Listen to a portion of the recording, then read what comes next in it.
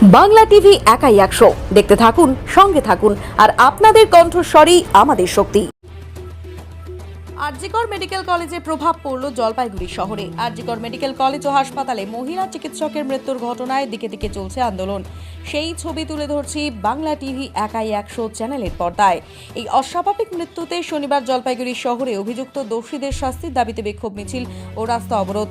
বাবুপাড়া কর্মচারী ভবন থেকে মিছিল শুরু হয়। মিছিলে উপস্থিত ডিওয়াইএফআই জেলার সম্পাদক প্রদীপ দে বলেন, আরজিকর হাসপাতালে মহিলা চিকিৎসককে ধর্ষণ করে খুন করা হয়েছে। রাজ্যের পাশাপাশি দেশ জুড়ে নারীদের নিরাপত্তা নেই। আন্দোলনকারীরা নারীদের নিরাপত্তা সুরক্ষিত করার দাবিতে বাবুপাড়া মোড়ে রাস্তা অবরোধ করে এবং অভিযুক্তদের গ্রেপ্তার করার দাবি জানায়।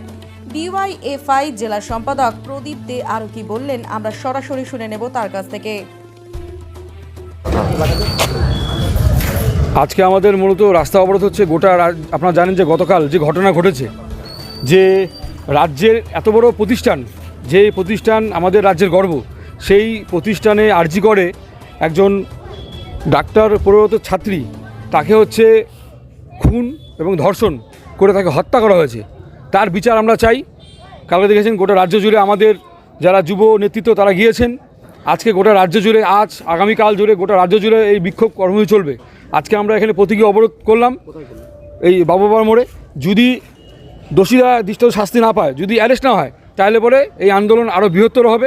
এবং কি সরকার, যে সরকার ঘুমিয়ে আছে, যে সরকার নারী নিরাপত্তা দিতে পারছে না, যেমন শুধু পশ্চিমবঙ্গ না, এটা গোটা দেশ জুড়ে, গোটা দেশেরই সামগ্রিক অবস্থা, যে আজকের দিনে দাঁড়িয়ে হচ্ছে নারীরা সবচেয়ে বেশি হচ্ছে তাদের উপর আক্রমণ আসছে। সে শিক্ষা প্রতিষ্ঠান হতে পারে, সে হচ্ছে তার চাকরি জীবনে হতে পারে। তো এই বিষয়ের উপর দাঁড়িয়ে আজকে আমরা বলছি যে আমাদের ইনসাফ চাই, যে যেখান থেকে দাঁড়িয়ে এই ঘটনা ঘটেছে আরজিকরে, তার ইনসাফ আমরা চাই, দোষীদের দৃষ্টান্তমূলক আমরা শাস্তি চাই। তাই প্রতীকী অবরোধ আজকে আমরা করলাম। এখানে মিছিল করে আমরা আজকে অবরোধ করলাম। মিছিল ওই কর্মচারী ভবন থেকে।